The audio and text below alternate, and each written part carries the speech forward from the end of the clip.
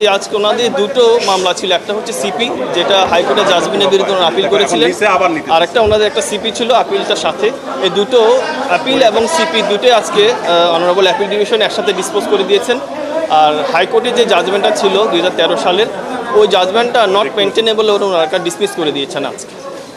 আর ইসির উপর যে ডিরেকশনটা ছিল সেটা হচ্ছে জামাত ইসলামের কনস্টিটিউশনের উপর ওনারা যেটা রিভিউ করছিলেন, ইনভেস্টিগেশন করছিলেন, ওই পর্যায় থেকে ওনারা আবার শুরু করবেন। এটা হচ্ছে ইলেকশন কমিশনের উপর অনারেবল কোর্টের ডিরেকশন। এখন অর্ডারটা পাওয়ার পর ইলেকশন কমিশনকে আমি জানাবো, তারপর ওনারা অর্ডারটা দেখে ইলেকশন কমিশন ব্যবস্থা নেবেন। প্রতীকের বিষয়টা এই মামলার ইস্যু ছিল না, প্রতীকের বিষয়ে অনারেবল কোর্ট কোনো ডিরেকশন দেননি।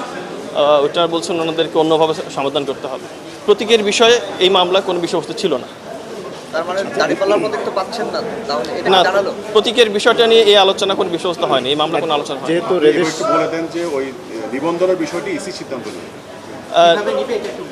না, নিবন্ধনের বিষয়টা হচ্ছে হাইকোর্ট, আমি আপনাকে আবার বললি, হাইকোর্ট যে সিদ্ধান্তটা নিয়েছিল 2013 সালে জামাত ইসলামের নিবন্ধন বাতিল করে দিয়ে, ওই জাজমেন্টটাকে অনারেবল কোর্ট আজকে জাজমেন্টটাকে সেট অ্যাসাইড করে দিলেন।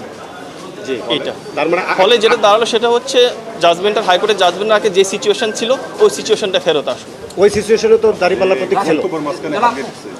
ওই সিচুয়েশনে না, দাঁড়িপাল্লা বিষয়টি ওই মামলার বিষয়বস্তুর মধ্যে ছিল না। দাঁড়িপাল্লা বিষয়টি 2016 সালে অন্য একটি বিষয়ের মধ্যে হয়েছিল, এটা এই মামলার আলোচিত হয়নি। ইলেকশন কমিশন আইনজীবী এই যে শিশির মনির বলে গেছেন যে আদার্স বলতে প্রতীককে বুঝিয়েছে এই আপিলের আগের রায়। আপনি এটা আমার মনে হচ্ছে না ঠিক বলেন। আচ্ছা, আপনি এক লাইনে যদি আমরা বলি তাহলে কি বলবো, আপনি পুরোটা কি বলবেন?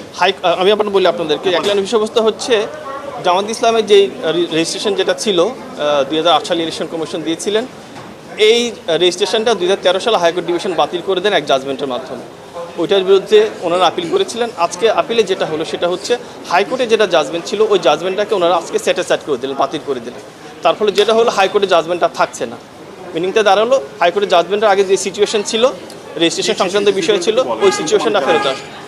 জামাতের রেজিস্ট্রেশন বৈধই ছিল, বহাল ছিল 2013 সাল পর্যন্ত, এবং 2013 সাল পর্যন্ত ইলেকশন কমিশন ওনাদের জামাত ইসলামের কনস্টিটিউশনের উপরে একটা পর্যালোচনা করছিলেন। ওই পর্যালোচনার স্টেজে ওটা স্টে হয়ে গিয়েছিল। এখন ইলেকশন কমিশন পর ডিরেকশন দিয়েছে আপিল ডিভিশন ওই স্টেজ থেকে আবার শুরু করার জন্য। আচ্ছা, জামাতকে দাঁড়িপাল্লা প্রতীক দিতে ইলেকশন কমিশনের তো আইনগত কোনো বাধা নেই? এই বিষয়ে কোনো ধরনের ডিরেকশন এই কোর্ট থেকে আসেনি, মানে কোনো বাধা নেই? না, বাধাই বলছি না। আমার নাম তহিদুল ইসলাম।